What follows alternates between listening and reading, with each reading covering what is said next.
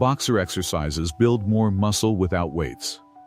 The majority of individuals have preconceived notions when they enter a gym. The superhero appearance is what they desire.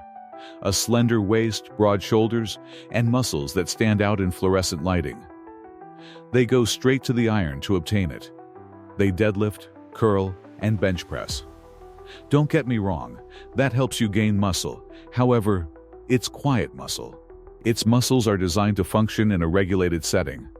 Then you see a fighter though, someone like Rocky Marciano, Mike Tyson, or Roberto Duran. Their muscles have a different appearance. Density is more important than size.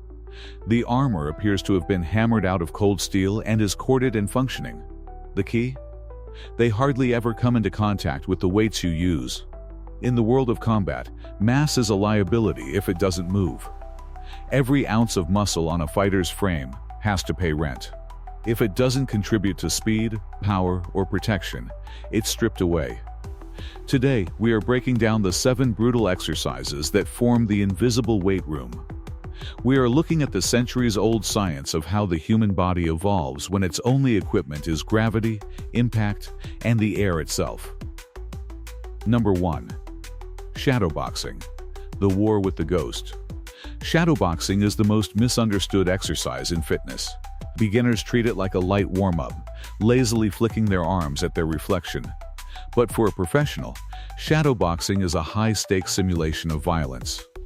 The physics of the break. The resistance is provided by the iron when you raise a weight. You are the resistance when you shadowbox at maximum speed. Consider the mechanics. It takes a tremendous amount of braking force to stop a punch at 20 miles per hour an inch before your elbow locks out. The antagonistic muscles are activated as a result. The punch is sent by your chest and triceps, but it must be immediately pulled back by your lats, traps, and rear deltoids. A typical bench press cannot match the level of muscle strain that this continuous push-pull produces. This explains why boxers' backs have such intricate, deep lines. You are fighting your own motion rather than simply moving. Number 2. The rhythm of the rope, Muhammad Ali's engine.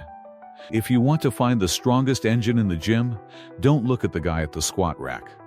Look at the person skipping rope for 30 minutes without breaking rhythm. The legend of Ali. Muhammad Ali was known for his dancing. He could float for 15 rounds while men twice his size lumbered after him. That wasn't just talent, it was the rope. Ali reportedly skipped for massive durations, turning his legs into high-tension springs. The science of reactive strength. Number 3. Heavy bag work, Newton's revenge. Now, the resistance gets real. When your fist connects with a 100-pound bag, you aren't just hitting an object, you are engaging in a battle with physics. Wolff's law and bone density. Every time you land a punch, the bag sends a shockwave back through your fist, wrist, and shoulder. This triggers Wolff's law, which states that bone will adapt to the loads placed upon it. Boxers don't just have dense muscles, they have dense skeletons. The bracing effect. To keep your arm from collapsing upon impact, your entire core, your obliques, your abs, and your lower back must brace with more force than 100 crunches could ever produce. The bag is the only weight that actively tries to displace your balance. Fighting that displacement builds a thick midsection, the internal belt that protects the organs and transfers power from the floor to the fist. Number 4. Medicine ball slams, the rotational snaps. Long before modern gyms had functional zones, old-school fighters were in damp basements throwing heavy leather balls against brick walls. Rotational violence. Most gym movements are linear, up and down. But fighting is rotational. The medicine ball slam is the king of rotational power. When you raise the ball overhead and drive it into the earth, you are engaging your posterior chain and anterior chain in one explosive snap. Number 5. The neck bridge, the shock absorber. In the gym, people train for the pump. In the ring, you train for survival. Neck bridging is the most terrifying looking exercise in a boxer's arsenal, but it's the most vital. Supporting your body weight on your head and rocking through different angles builds the sternocleidomastoid and the deep cervical flexors. The science of the chin. A knockout is often caused by the head rotating too fast after a hit, causing the brain to rattle against the skull. A thick, strong neck acts as a stabilizer. It anchors the head to the torso. This is why legendary fighters often have a bull neck appearance. That pronounced thickness through the traps and neck is a biological shield designed to absorb impact. Number 6. Sprawls and defensive drilling. The hidden legs. Boxers don't have the tree trunk legs of a bodybuilder, but they have legs made of high tensile wire. The constant squat. Defensive drilling, slipping, rolling, and crouching place a consistent demand on the glutes, hips, and lower back. Holding a low athletic stance while moving laterally is essentially an isometric squat in motion. Sprawls for explosiveness. When a fighter sprawls, dropping their hips to the floor and springing back up, they are performing a high-speed plyometric move. This builds the hip flexors and the lower abs in a way that translates directly into the ability to explode forward with a jab.